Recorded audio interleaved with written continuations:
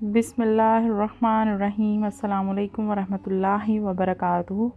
اہل زمین پر شیاطین کا راج ہے۔ اللہ تعالیٰ سے مانگی ہوئی مہلت سے فائدہ اٹھاتے ہوئے ابلیس نے پوری قوم کو کفر و شرک میں مبتلا کر دیا ہے۔ گھر بت کدے بن چکے ہیں اور 5 بتوں کو اپنا معبود تصور کر لیا گیا ہے۔ انہی 5 بتوں کو انہوں نے مشکل کشا اور حاجت روا ٹھہرا رکھا ہے۔ قرآن کریم نے ان بتوں کے نام ود، سوا، یغوث، یعوق اور نصر بتائے ہیں۔ سورہ نوح آیت نمبر 23۔ لوگ انبیاء سابقین یعنی ابو البشر حضرت آدم علیہ السلام، حضرت شیت علیہ السلام اور حضرت ادریس علیہ السلام کی تعلیمات کو یکسر بھلا چکے ہیں۔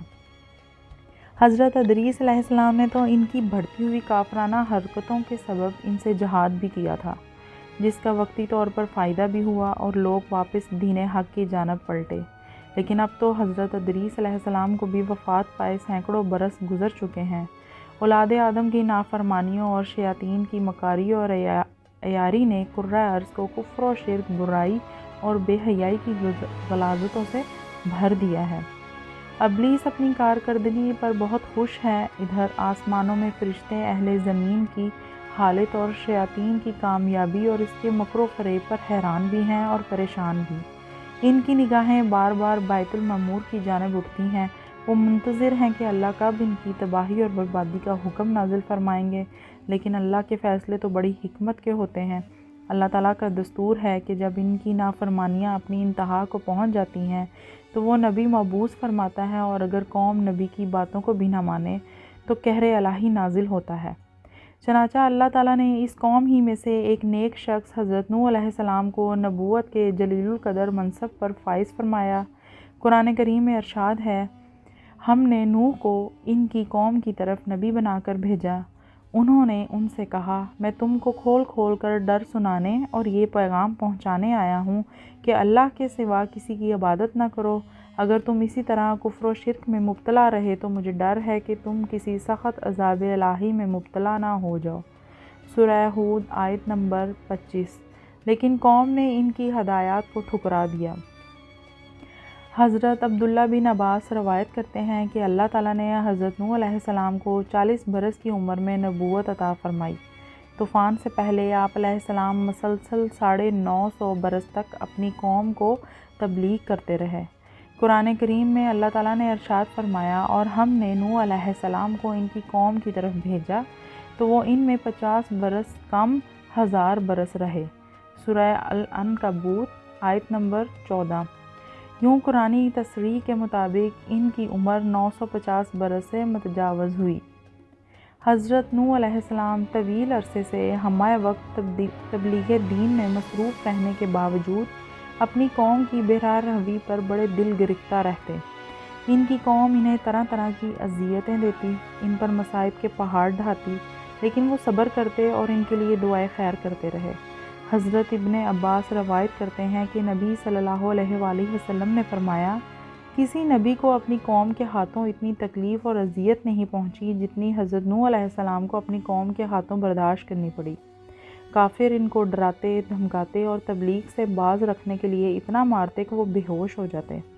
کبھی ان کے گلے میں پھندا ڈال کر بازاروں میں گھسیٹتے پھرتے۔ حضرت ابن عباس سے ایک اور روایت منقول ہے کہ ان کی قوم انہیں اتنا مارتی کہ وہ گر جاتے تو ان کو کمبل میں لپیٹ کر کسی مکان یا ویرانے میں ڈال دیتے اور سمجھتے تھے کہ وہ انتقال کر گئے ہیں، مگر پھر جب ان کو ہوش آتا تو دوبارہ اپنی قوم کی راہ حق کی طرف بلانے میں مصروف ہو جاتے۔ حضرت نوح علیہ السلام کی تبلیغی جدوجہد 950 سال تک جاری رہی۔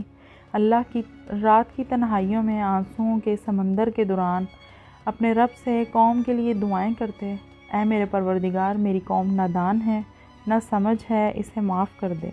نیز اسی دوران اپنی قوم کو ہر ممکن طریقے سے سمجھاتے رہے، کبھی عذاب الہی سے ڈراتے تو کبھی دوزخ کی سختیوں اور جنت کی نعمتوں کا ذکر فرماتے، لیکن قوم ان کا تمسخر اڑاتی، جملے کستی، گویا وہ کانوں سے بہرے اور آنکھوں سے اندھے ہو چکے تھے۔ اس طویل جدوجہد کے نتیجے میں صرف 80 لوگ ایمان لائے۔ حضرت نوح علیہ السلام قوم کی بدحالی پر بہت غمگین رہتے، لیکن امید کا دامن نہ چھوڑتے۔ مگر کب تک؟ آخر کار طویل اور سخت ترین کاوشوں کے بعد وہ لمحہ آ ہی گیا جب آپ علیہ السلام قوم سے مایوس ہو کر اپنے رب کے سامنے اپنی عرضی پیش کرنے پر مجبور ہو گئے۔ اللہ تعالیٰ کا قرآن پاک میں ارشاد ہے، نوح علیہ السلام نے اللہ سے عرض کی کہ اے پروردگار، میں اپنی قوم کو دن رات بلاتا رہا، لیکن وہ میرے بلانے سے اور زیادہ بھاگتے رہے۔ میں نے جب کبھی انہیں تیری بخشش کی طرف بلایا یعنی توبہ کی جانب، تو یہ اپنے کانوں میں انگلیاں ڈال لیتے، اپنے چہروں کو کپڑوں سے چھپا لیتے اور ضد، تکبر اور غرور کرتے۔ میں نے ان کو علانیہ، خفیہ، غرض ہر طرح سے سمجھایا اور کہا کہ اپنے پروردگار سے معافی مانگو کہ وہ بڑا معاف کرنے والا ہے، وہ تم پر آسمان سے پانی برسائے گا، تمہارے مال و اولاد میں ترقی دے گا اور تمہیں باغ عطا کرے گا، وہ تمہارے لیے نہریں بہا دے گا۔ آخر تم کو کیا ہوا ہے کہ تم اللہ کی عظمت کا اعتقاد نہیں رکھتے، حالانکہ اس نے تم کو کئی طرح سے بنایا؟ کیا دیکھتے نہیں ہو کہ اللہ نے کس طرح 7 آسمان اوپر تلے بنائے ہیں، ان میں چاند کو خوب جگمگاتا ہوا اور سورج کو چراغ بنایا، اور اللہ ہی نے تم کو زمین سے ایک خاص طریقے سے پیدا کیا، پھر وہ تمہیں اسی زمین میں واپس لے جائے گا اور اس سے یکایک تم کو نکال کھڑا کر دے گا، اور اللہ نے زمین کو تمہارے لیے فرش کی طرح بچھا دیا تاکہ تم اس کے اندر کھلے راستوں میں چلو۔ نوح علیہ السلام نے کہا، میرے رب، انہوں نے میری بات رد کر دی اور ان رئیسوں کی پیروی کی جو مال اور اولاد پا کر اور زیادہ نامراد ہو گئے۔ ان لوگوں نے بڑا بھاری مکر کا جال پھیلا رکھا ہے۔ انہوں نے یعنی رئیسوں نے کہا کہ اپنے معبودوں کو ہرگز نہ چھوڑنا، اور ود اور سوا اور یغوث اور یعوق اور نصر کو کبھی ترک نہ کرنا۔ انہوں نے بہت لوگوں کو گمراہ کیا، اور تو بھی ان ظالموں کو گمراہی کے سوا کسی چیز میں ترقی نہ دے۔ آخر وہ اپنے گناہوں کے سبب غرق کر دیے گئے، پھر آگ میں ڈال دیے گئے، تو انہوں نے اللہ کے سوا کسی کو اپنا مددگار نہ پایا۔ اور نوح علیہ السلام نے دعا کی کہ میرے پروردگار، کسی کافر کو روئے زمین پر بسنے والا نہ چھوڑ، اگر تو نے ان کو چھوڑ دیا تو یہ تیرے بندوں کو گمراہ کریں گے، اور ان کی نسل سے جو بھی پیدا ہوگا وہ بھی بدکار اور سخت کافر ہی ہوگا۔ اے میرے پروردگار، مجھ کو اور میرے والدین کو اور ہر اس شخص کو جو میرے گھر میں مومن کی حیثیت سے داخل ہوا ہے، اور سب مومن مردوں اور عورتوں کو معاف کر دے، اور ظالموں کے لیے زیادہ تباہی بڑھا۔ سورہ نوح۔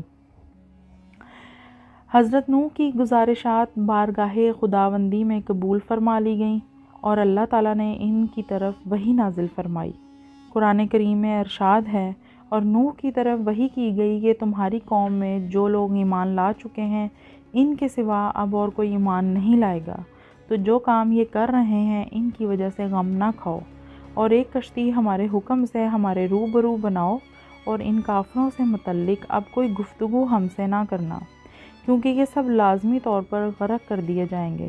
سورہ ہود۔ ابن کثیر نے لکھا ہے کہ بعض بزرگوں کے مطابق اللہ تعالیٰ نے حضرت نوح کو یہ حکم بھی فرمایا کہ فلاں درخت اگاؤ جس سے کشتی بنائی جائے گی، تو حضرت نوح علیہ السلام نے وہ درخت اگایا اور 100 سال تک اس کا انتظار کیا، پھر اس کو کاٹ کر چھیلا، ہموار کیا۔ اس میں سے بھی ایک قول کے مطابق 100 سال اور دوسرے قول کے مطابق 40 سال کا عرصہ لگ گیا۔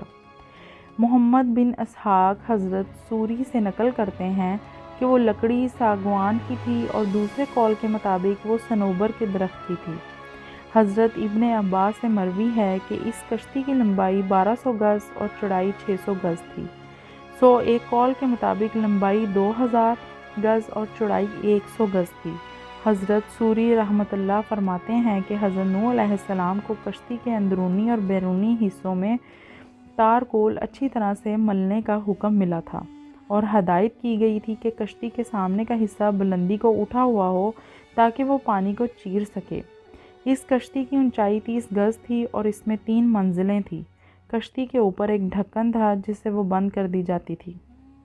قصص الانبیاء ابن کثیر۔ گویا آج کے زمانے کے مطابق وہ عظیم آبدوز تھی۔ حضرت نوح کشتی بنانے میں مصروف تھے۔ قوم کے سردار آپ کے پاس سے گزرتے تو ہنستے، مذاق اڑاتے اور جملے کستے یہاں تک کہ کشتی تیار ہو گئی، اور جب عذاب الہی کا وقت آیا تو اللہ تعالیٰ نے حکم دیا کہ ہر قسم کے جانوروں کا ایک ایک جوڑا اس میں رکھ لو، اور جو لوگ ایمان لائے انہیں بھی سوار کر لو۔ حضرت نوح علیہ السلام نے احکام خداوندی کے مطابق سب کو سوار کر لیا اور عبادت الہی میں مصروف ہو گئے۔ آخر کار طوفان کے آثار ظاہر ہونے لگے، اور دیکھتے ہی دیکھتے زمین کے ہر گوشے سے پانی ابلنے لگا۔ آسمان سے قیامت خیز بارش ہر شے کو بہا کر لے جانے کے در پر تھی، گویا قیامت کا منظر تھا۔ کشتی طوفان کی پہاڑ جیسی اونچی لہروں میں تیر رہی تھی۔ حضرت نوح علیہ السلام نے اپنے بیٹے کنعان کو دیکھا جو ایک اونچے مقام پر موجود تھا۔ انہوں نے کہا، اے بیٹے، ہمارے ساتھ کشتی میں سوار ہو جا اور کافروں کے ساتھ نہ رہ۔ اس نے کہا، ابا میری فکر نہ کرو، میں ابھی اس سب سے اونچے پہاڑ پر چڑھ جاؤں گا اور پانی سے بچ جاؤں گا۔ نوح علیہ السلام نے کہا، آج قہر الہی سے کوئی نہیں بچ سکتا۔ اسی اثنا میں ان دونوں کے درمیان پانی کی ایک بڑی لہر حائل ہو گئی اور وہ غرق ہو گیا۔ حضرت نوح علیہ السلام نے اپنے رب سے اپنے بیٹے کی مغفرت اور نجات کے لیے عرض کی، اے پروردگار، تو نے میرے گھر والوں کی بخشش کا وعدہ فرمایا ہے، تو یہ بیٹا بھی گھر والوں میں ہے۔ اللہ تعالیٰ نے فرمایا، اے نوح علیہ السلام، وہ تیرے اہل میں سے نہیں ہے، کیونکہ اس کے اعمال اچھے نہیں ہیں۔ سورہ ہود۔ طوفان نوح میں پانی کی لہریں اس قدر بلند تھیں کہ انہوں نے روئے زمین کے تمام پہاڑوں کو بھی چھپا لیا تھا۔ زمین پر کوئی چیز زندہ سلامت نہ تھی، سب کچھ نیست و نابود ہو چکا تھا۔ حضرت نوح علیہ السلام کی صرف پہاڑ نما کشتی تھی جو اللہ کی مدد سے پانی کی بلند و بالا بھپری اور خوفناک موجوں میں تیرتی پھر رہی تھی۔ حضرت ابن عباس سے روایت ہے کہ کشتی میں 180 اشخاص تھے اور ہر ایک کے ساتھ ان کا کنبہ بھی تھا، اور یہ لوگ کشتی میں تقریباً 150 دن رہے، اور اللہ تعالیٰ نے کشتی کا رخ مکہ مکرمہ کی طرف پھیر دیا تھا۔ کشتی 40 دن بیت اللہ کے گرد چکر لگاتی رہی، اس کے بعد اس کا رخ جبل جودی کی طرف پھیر دیا گیا جہاں وہ ٹھہر گئی۔ پھر حضرت نوح علیہ السلام نے اہل زمین کی خبر لینے کے لیے ایک کوے کو بھیجا۔ کوے نے زمین پر مردار دیکھے تو ان پر جھپٹ پڑا اور تاخیر کی، جس کی وجہ سے کبوتر کو بھیجا۔ کبوتر ایک زیتون کے پتے کو لے کر آیا اور اس کے پاؤں کیچڑ میں لتھڑے ہوئے تھے، جن کو دیکھ کر حضرت نوح علیہ السلام نے اندازہ لگایا کہ زمین خشک ہو چکی ہے۔ حضرت نوح علیہ السلام جودی پہاڑ سے زمین پر اتر آئے اور ایک بستی تعمیر کی، جس کا نام سمانین رکھا، یعنی 80 آدمیوں کی بستی۔ اسی دوران ایک مرتبہ صبح کو اٹھے تو ہر آدمی کی زبان بدل چکی تھی، یعنی 80 زبانیں ہو چکی تھیں۔ لوگ ایک دوسرے کی زبان نہیں سمجھ پا رہے تھے تو حضرت نوح پر ایک کی ترجمانی فرماتے تھے۔ حضرت قتادہ فرماتے ہیں کہ قوم نوح کے یہ افراد محرم الحرام کی 10ویں تاریخ کو کشتی سے باہر آئے۔ قصص الانبیاء ابن کثیر۔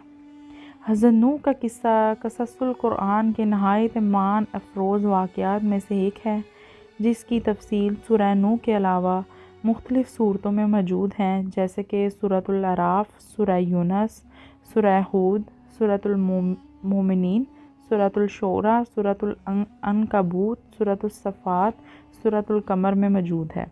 نیز دیگر صورتوں میں بھی حضرت نوح کا ذکر ہے۔ حضرت نوح علیہ السلام یہ اسلام کی ابتدائی دور میں نازل ہونے والی صورتوں میں شامل ہے۔ سورہ نوح، اور یہ اس دور میں نازل ہوئی کہ جب کفار مکہ کی مخالفت شدت اختیار کر چکی تھی، مسلمانوں پر ظلم و ستم کے پہاڑ توڑے جا رہے تھے۔ چنانچہ اللہ تعالیٰ نے اس سورہ مبارک کو نازل فرما کر ایک طرف سے کفار مکہ کو تنبیہ فرمائی کہ اگر وہ راہ راست پر نہ آئے تو ان کا انجام بھی وہی ہو سکتا ہے جو قوم نوح علیہ السلام کا ہوا۔ اللہ تعالیٰ نے قوم نوح علیہ السلام کو اس کی نافرمانیوں کے سبب طوفانوں کے ذریعے غرق کر دیا تھا۔ کوئی جاندار شے باقی نہ بچی۔ کشتی میں موجود افراد اور جانوروں کے سوا ہر چیز نیست و نابود ہو چکی تھی۔ پھر اللہ تعالیٰ کے حکم سے آسمان تھم گیا اور پانی خشک ہو گیا۔ پھر اللہ تعالیٰ نے حکم دیا، اے نوح علیہ السلام، ہماری طرف سے سلامتی اور برکتوں کے ساتھ جو تم پر اور تمہارے ساتھ کی جماعتوں پر نازل کی گئی ہے، اتر آؤ۔ سورہ ہود۔ چنانچہ حضرت نوح نے ایک نئی بستی بسا کر دنیا کے کاروبار کو اثرن و جاری و ساری کیا، اسی لیے آپ کو آدم ثانی بھی کہا جاتا ہے۔ اگر آپ کو ہماری ویڈیو اچھی لگی تو ہماری ویڈیو کو لائک کیجیے اور ہمارے چینل کو سبسکرائب کریں تاکہ ہر نئی آنے والی ویڈیو آپ تک بآسانی پہنچ سکے۔ دعاؤں میں یاد رکھیے، انشاءاللہ نیکسٹ ویڈیو میں ایک نئے ٹاپک کے ساتھ آئیں گے۔ جزاک اللہ خیر۔ السلام علیکم ورحمۃ اللہ وبرکاتہ۔